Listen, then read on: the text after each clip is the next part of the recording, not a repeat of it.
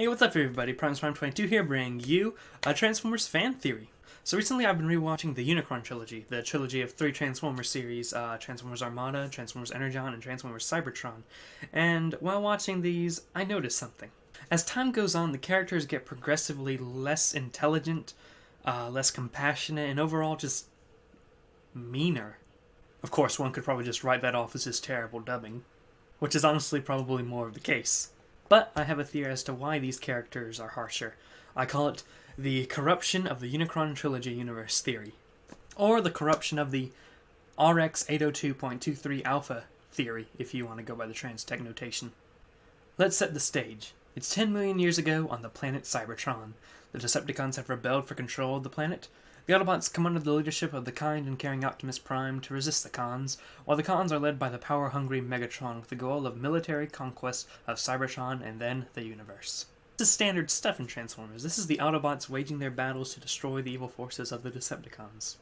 Fast forward to the year 2030, countless planets have been destroyed. I mean, that's not weird for a Transformers universe, but I mean totally destroyed and eaten by Terracons. Cybertron has physically moved into a whole nother planetary system, a system that physically didn't exist 10 years before. Megatron controls a whole pocket dimension of fire, with the Decepticon armies of the past dwindled down only to Starscream and Thundercracker.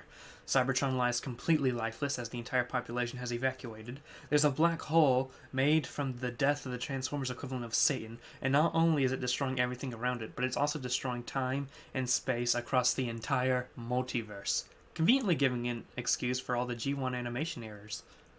Also, one of the 13 original Transformers has arrived on the front line to assist in the crisis. Where did it all go wrong in this young universe that started off as plain as any other Transformers universe? Well, the key point in the theory of the corruption of the Unicron Trilogy universe is this. The extended exposure of Unicron caused the morality shift in the Transformers of that universe. We're going to break this down into 4 cases. 1. Wing Saber. 2. Starscream. 3. Megatron. And 4. Optimus Prime. Then I'm going to talk about what Unicron has to do with all of this. The key plot to the Unicron Trilogy is, well, Unicron. Starting in Armada, he had made his way into the universe and after eating some planets found Cybertron, the body of his rival Primus. He powered himself up by disguising himself as Cybertron's moon and fed on the hostilities between the Autobots and Decepticons. He even created minicons to fuel the fires of war. In 2010, he finally made his move, and the Autobots and Decepticons had their first contact with the Chaos Bringer. During this, Optimus Prime and Megatron enter Unicron himself, and not only defeat Unicron from within, but also fight each other. Now, I know Megatron is going by his name Galvatron at this point, but he changes his name so often it doesn't really matter. He's Megatron. Now, it's important that they went deep inside of Unicron. We'll get to that later. In the year 2020, the Autobots and Decepticons are at war again over Unicron, and this featured much combat within Unicron. The Autobots and Decepticons here probably had the most exposure to Unicron than any other Transformers in the entire multiverse. It is here where we focus on Wing Saber. In 2020, Wing Dagger was stationed on Cybertron, guarding an underground prison that held Decepticon war criminal Shock Blast. He is polite, well-mannered, and just a good person, even for an Autobot. He gets put under the command of Optimus Prime when Shock Blast escapes under his watch, and he serves him loyally, up until he's critically wounded in battle. However, he was repaired as Wing Saber to assist the Autobots in an ongoing battle, inside Unicron. Wing Saber would fight within Unicron for 2 elongated battles, and when we see him again in 2030, he's turned into some sort of punk and very disrespectful to Optimus Prime, or at least much less respectful than in 2020. But let's look at another example. Starscream. In the Unicron Trilogy universe, Starscream was made an icon to be part of the Decepticon army. He's served Megatron for as long as he's been alive. From 10 million years ago to 2010, Starscream worked to prove himself to Megatron and to earn his respect. This is much different from Starscream from like Generation 1 and other universes, but I digress. All Starscream wanted was some respect from Megatron, who was always criticizing him. For a time during the Earth campaign of 2010, Starscream defected to the Autobots under Optimus Prime. While there, he observed the leadership of Optimus Prime. Optimus Prime treated his men with respect back then. We'll talk about his changes later on. When Unicron was poised to take Cybertron, the Autobots and Decepticons desperately needed an alliance, something Megatron, going by Galvatron at this point, was against. Then, this happens.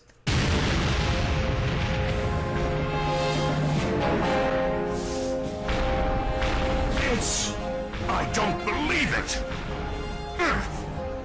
Starscream! Starscream! The game's over, Galvatron! There's only one path to survive Unicron, and that's to follow Optimus! Why, you... Stay out of this, Starscream. This is between Galvatron and me. Now just back away! I don't mean any disrespect, Optimus, but I'm not going anywhere. You understand you paid for this.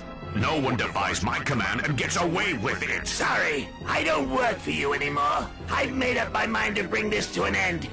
And once all is said and done, Unicron will be destroyed and the universe will be at peace! May I suggest that you have lost your mind? I'll destroy you. Come and get a taste of my blade, Galvatron. I'll give you one last chance to save your neck, Starscream. My only chance is to see you unite with Optimus! Time's up!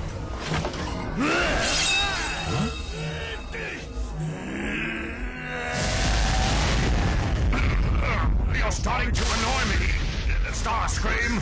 It's the least I can do! Starscream, where in the universe did you get all this power? Right now that doesn't matter, does it, Galvatron? Tell me, why did you let me run you through like that, soldier?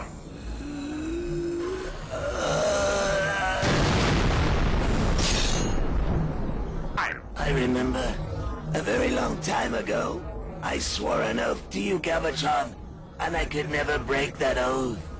You had this planned all along, didn't you? I did, sir. But all of this could have been prevented if you only had given me some respect. Save your breath, Starscream. I tried to gain favor from you, but nothing was ever good enough. No matter how many battles I fought, you always found fault. Then I saw how Optimus treated his men, and I realized he was a leader of integrity. Unlike you. You were too weak to ever gain my respect. None of that matters now. You must listen! Do as Optimus says and join forces with the Autobots, or else every last one of us is doomed!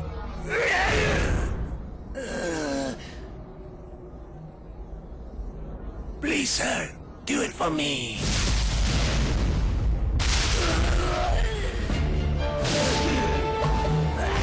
No, Starscream, don't!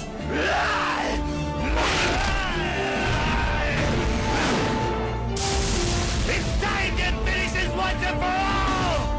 Activate proton cannon! You're all mine, Unicron!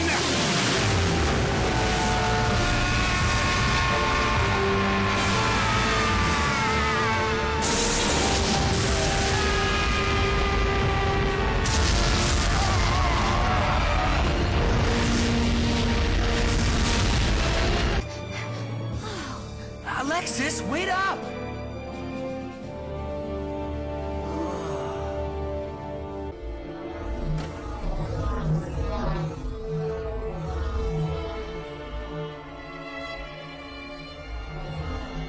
I tried to gain favor from you, but nothing was ever good enough.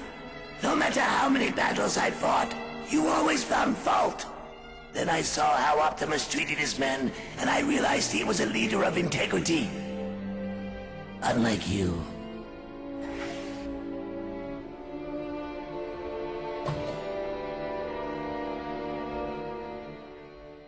Now, Starscream's been on Unicron a little bit before this scene, so there has been some exposure there. But let's carry on. Starscream's spark would be absorbed by Unicron, where he would remain for 10 years until he would be revived by Alpha Q, who mind-wiped him. Starscream ultimately ended up back under the command of Megatron, where he was reprogrammed and still mind-wiped, and for the duration of 2020, he pretty much spent the entire year within Unicron. When Megatron sacrificed himself by throwing himself into a sun to destroy Unicron, Starscream followed him to his doom. In 2030, the sun collapsed into a black hole, and Megatron and Starscream were brought back to life. However, Starscream had his memories all come back to him, and what does Starscream do? He's pretty much pissed at everything, whether it be Megatron's disrespect for him in 2010, or maybe even Megatron using him as a mind-wiped slave in 2020. Starscream then begins an agenda to overthrow Megatron, take the Decepticons, and conquer the universe. And he's not afraid to cross any line to do so. even working with the former agent of Unicron sideways, and even stole the power from his own god, Primus, and literally fought his own god. Starscream devolved from a high-ranking officer in the Decepticons seeking approval from Megatron to a demigod in his own right, banished into an alternate dimension, but not before committing heresy against his creator. Our next case is Megatron, and I will quote Optimus Prime here. "There was a time when Megatron actually seemed to care about the Decepticons under his command, but now all he cares about is power." This quote is definitely true, and it was this quote that really made me think about some of the character changes throughout the series as something with an in-universe explanation, rather than just bad dubbing and uncoordinated studios. Megatron did care about his men at a time. Tell me, where are my men? They're mine, and I'm going to consume them! No, you're not. You'll have to get through me first, so you better tell me where they're hiding! In Armada, there was even a scene where he got injured trying to protect Demolisher. He seemed to enjoy being with his men, chasing them down with the Star Saber. I know that sounds messed up, but seeing how understaffed Megatron was at the time, I doubt he'd ever kill any of them. Megatron is quite literally playing with his soldiers, albeit in his own Megatron way. Another scene that supports that Megatron once cared was when Starscream died. He was remorseful. The Megatron of 2030 would have just carried on, thinking Starscream was just a fool. Megatron then fought deep inside Unicron, and then died, though his life force remained within Unicron for 10 years before being revived in 2020. In the past, Megatron wanted a standard military conquest of the universe. After being revived, his goals remained the same, only this time he focuses on reviving Unicron, the ultimate evil. The same evil that he actually sacrificed himself to destroy 10 years before. He spent most of the series within Unicron, and at times the exposure is so great that Unicron straight up possesses him, and lies dormant, and sometimes not so dormant, throughout the rest of the year. It's not until the end of Energon that Megatron finally takes back over his mind and sacrifices himself once more to eliminate Unicron.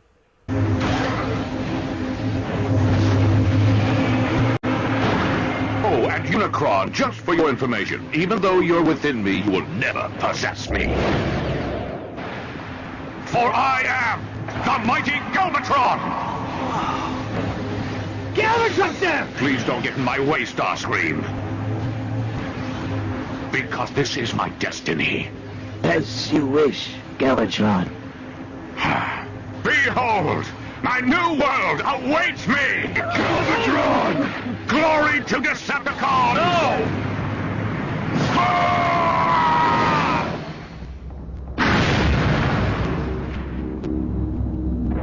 Whoa, check it out!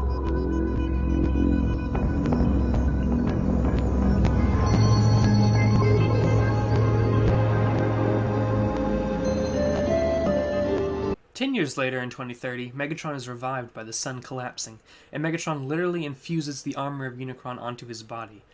What has all this exposure caused Megatron to do?